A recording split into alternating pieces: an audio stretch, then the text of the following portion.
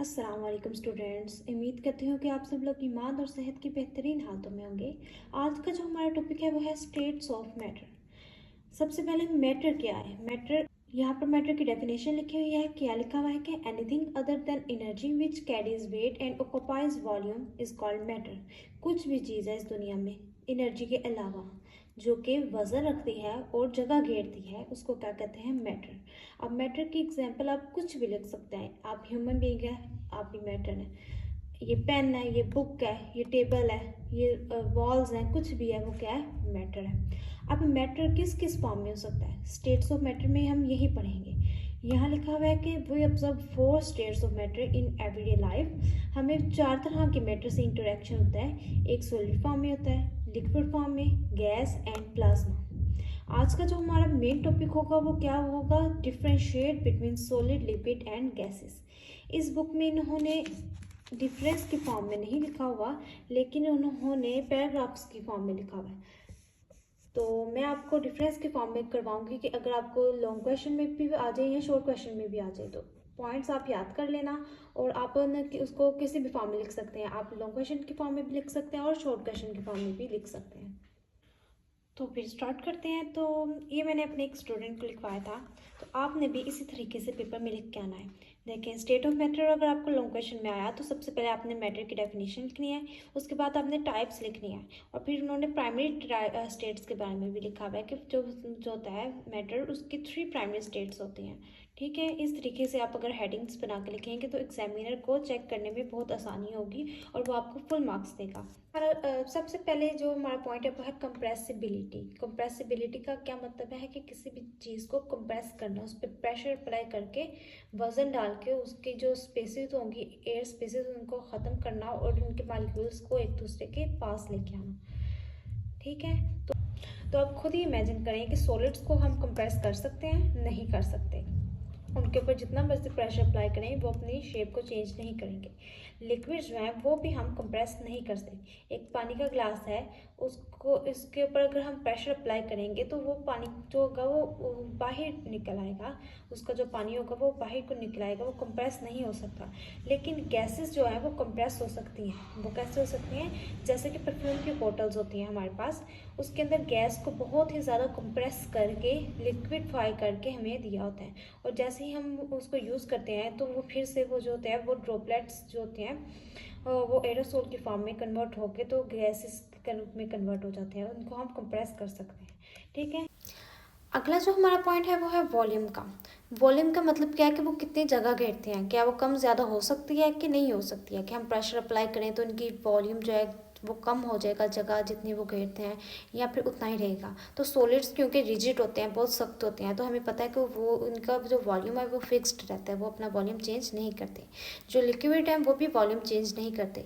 इसका और कंप्रेसिबिलिटी का आपस में रिलेशनशिप है कि जो चीज़ कंप्रेस हो सकती है उसका वॉल्यूम भी चेंज हो जाता है। जिन लिक्विड जो है वो कंप्रेस नहीं हो सकते, जैसे वाटर, पानी का जो ग्लास है उसको हम कंप्रेस नहीं कर सकते। लेकिन जो गैसेस होती हैं वो कंप्रेस हो सकती हैं। ठीक, कंप्रेस हो सकती हैं और उनका वॉल्यूम भी है जो चेंज हो जाता है। ठीक है, इनका फिक्स्ड वॉल्यूम नहीं है। अगला पॉइंट हमारे पास क्या है, डेंसिटीज़। तो जितनी सख्त चीज़ होती है, जितनी रिजिड होती है, उतनी ही उसकी डेंसिटी ज़्यादा होती है। तो सॉलिड्स की जो होती है वो डेंसिटी सबसे ज़्यादा हाई होती है।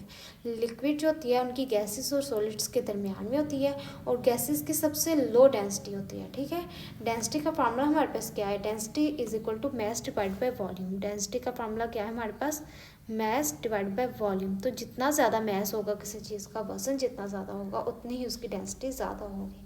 तो सॉलिड्स जो होती हैं उनके डेंसिटी, उनका जो होता है मैस वो बहुत ज़्यादा होता है, तो इसलिए वो क्या होता है, उनकी डेंसिटी ज़्यादा होती है। ठीक है, अगला जो हमारे पास पॉइंट है वो क्या है, इंटरमॉलिक्यूलर फोर्सेस। इंटरमॉलिक्यूलर फोर्सेस का मतलब क्या है कि दो मॉलिक्यूल्स जो हैं वो आपस में किस फॉर्म में जुड़े हुए हैं, इनके दरमियान में इन फोर्सेस हैं कि वो सेपरेट सेपरेट है, एक दूसरे से दूर दूर पड़े हुए हैं या नज़दीक नज़दीक पड़े हुए हैं। अगर नज़दीक भी पड़े हुए हैं तो उनकी जो इंटरेक्शन है वो स्ट्रॉन्ग है कि वीक है। तो जो सॉलिड्स होते हैं ना, उनके अंदर स्ट्रॉन्ग इंटरमॉलिक्यूलर फोर्सेस होती हैं, जिसकी वजह से वो एक दूसरे के बहुत करीब होते हैं। और जो मॉलिक्यूल्स होते हैं वो इन्होंने एक दूसरे के साथ बहुत ही स्ट्रॉन्ग फोर्स के साथ बॉन्ड बनाया होता है, तो इसलिए जो होता है वो ये इनको ब्रेक करना मुश्किल होता है।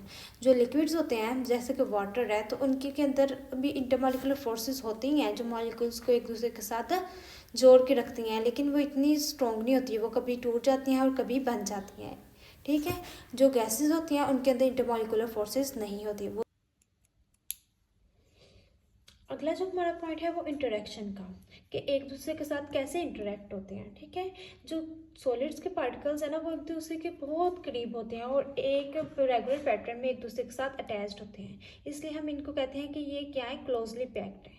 जो लिक्विड के पार्टिकल्स होते हैं वो एक दूसरे के साथ इंटरेक्ट तो करते हैं, लेकिन वो रैंडमली होते हैं। इनके अंदर कोई भी जो होती है ना वो इनके अंदर कोई भी सीक्वेंस नहीं होती, वो रैंडमली एक दूसरे के साथ अटैच्ड होते हैं। जो गैसेस होती हैं वो तो होते ही वाइडली अपार्ट हैं, एक दूसरे के साथ बिल्कुल भी इंटरेक्शन शो नहीं करते। कंटेनर की आगे आप हेडिंग लिखेंगे कि कंटेनर किस किस को चाहिए स्टोर करने के लिए। तो सॉलिड्स का आपको मालूम है कि सॉलिड्स को किसी कंटेनर की ज़रूरत नहीं है, वो क्योंकि इनकी शेप जो होती है वो फिक्स्ड होती है और वॉल्यूम भी फिक्स्ड होता है, इसलिए ये इंडिपेंडेंटली रह सकते हैं। लेकिन अगर हम लिक्विड की बात करें तो इसके लिए हमें कंटेनर की ज़रूरत होती है। जैसे कि पानी का ग्लास है, पानी है, अगर हम इसको ग्लास में नहीं डालेंगे तो वो सारा बिखर जाएगा। जिस फॉर्म में हमें चाहिए होता है पानी, जिस फॉर्म में हमें पानी चाहिए होता है, हमें उस मोल्ड में डालना होता है, उस कंटेनर में डालना होता है।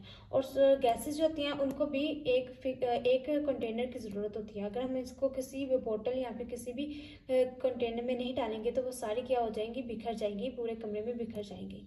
ऐसे ही आप एक और हेडिंग भी लिख सकते हैं इसमें, शेप की।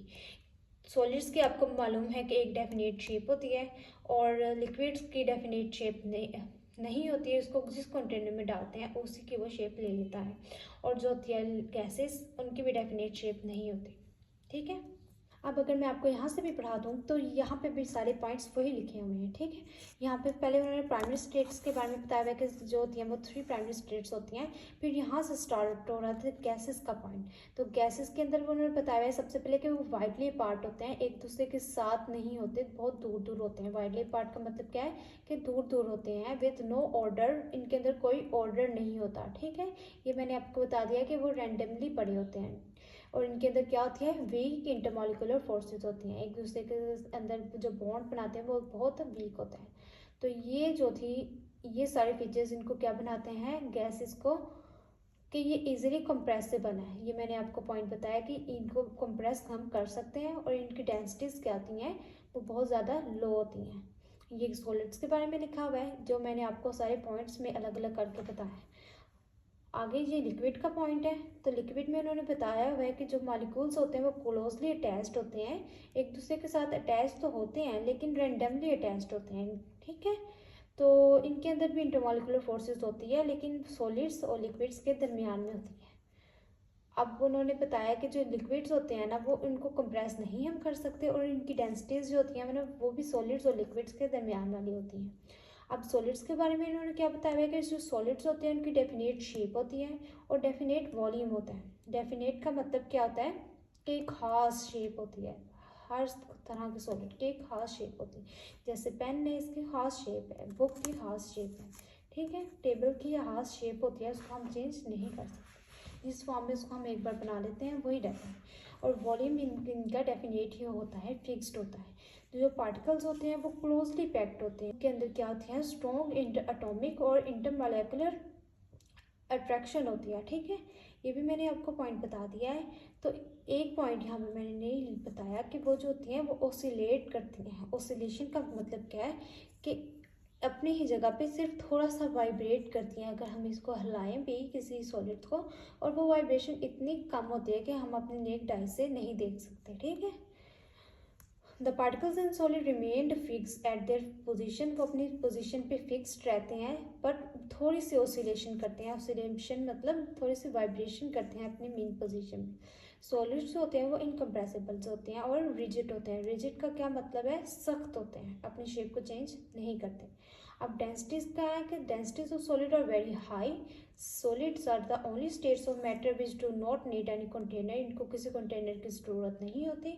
अब यहाँ पर इन्होंने बताया है कि जो सॉलिड्स होते हैं उनकी दो फॉर्म होती हैं सॉलिड्स की, एक क्रिस्टलाइन सॉलिड्स होते हैं और एक क्या होते हैं, अमॉर्फस सॉलिड। यहाँ पर सिर्फ क्रिस्टलाइन सॉलिड्स के बारे में बताया हुआ है कि क्रिस्टलाइज सॉलिड्स जो होते हैं उनके अंदर पार्टिकल्स होते हैं वो परफेक्टली अरेंज्ड होते हैं और स्ट्रॉन्गली बाउंडेड होते हैं।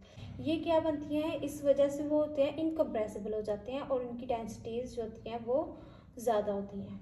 ये एक ही लाइन को इन्होंने 3-4 बार बताया हुआ है कि इनकी डेंसिटीज स्ट्रॉन्ग होती हैं।